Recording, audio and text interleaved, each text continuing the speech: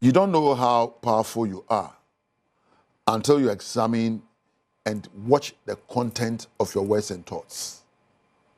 You don't know how powerful you are until you examine your words and your thoughts. When I'm doing about Adom TV, you are there way Nkuranhyensem na me osomfo Apostle Dr. Nita Kotegu. Me na me kan ne chawa say tumi die bi o ano kasa mu. Na tumi die bi o kwan afa so adwene ho. Wo so betima ma abrabo yeye. Wo abrabo. Wetima asakra esumre na han abo abrabo mu. Betimi afro hiamu abe odini. Na betimi ama awade aye krabehwe. Na mpo betimi ama abrabo aye abrabo obi adi akire bayi. Ejina wano kasa so. Eya ahwe obi okwa wedding. One say onamo say ordinary man ni woman. Say the wedding coat ni hye no jan say dem wano akunkun. Because edem o gina on na adwen say no efe. On wa hyehye pa. Enti ogina no Mr. Kunkon na Mrs. Kunkon. Na ye ka say I do na aka I do. Obi ana no odin kra odu aso dem wa na na no emre I do. Yes kasa den. One say esan say wonim nia wo yonti no. Ahobrase e be kan no ho. E na okasa amre yom. I do. I do.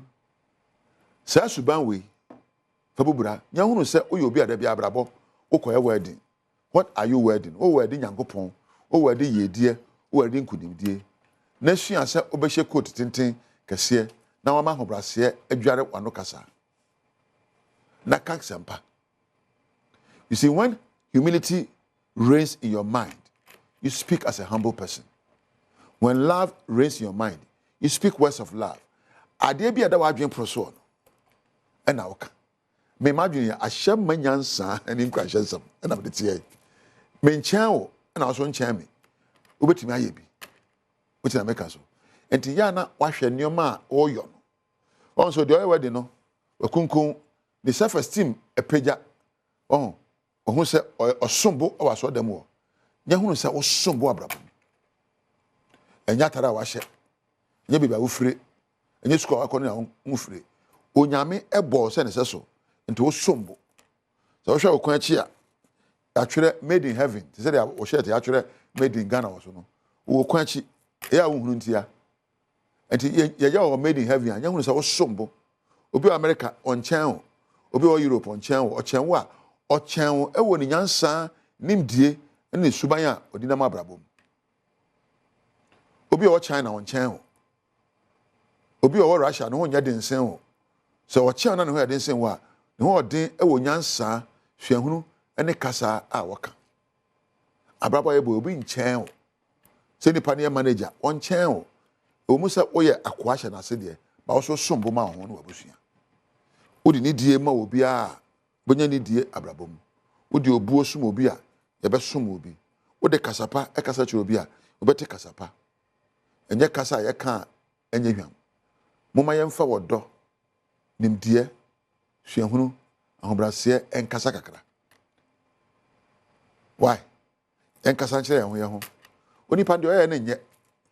Bebe ofa na nye na ntidie. Oni mu anko anyo.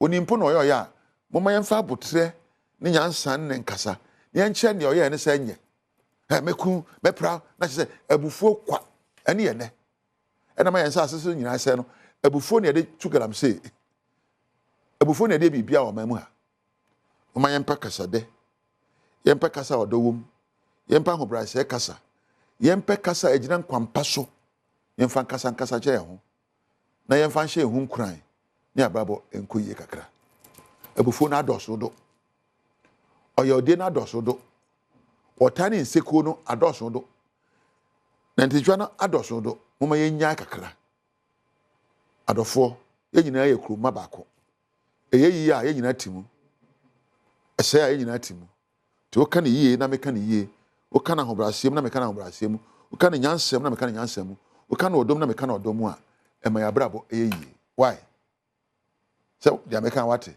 kan nyansa akwan so kana endaso akwan so kana nkwanhye kan so kwano ahobrase kwan so na kan nokure kwan so na yabrabo be yi na meja wo me de me na ase ekwa koma me production team Weber Mark Richmond Priscilla Weber Campedu na manda Adom TV adwuma kofo nyina me bodin na do ne doso obia obo aye adwumade ba on se Nyankopon hyira mu yara wa onya amre hwe ame ne de enye afide ni mfiri ha badwuma adwumade na ekoso aresa wonu nyame entina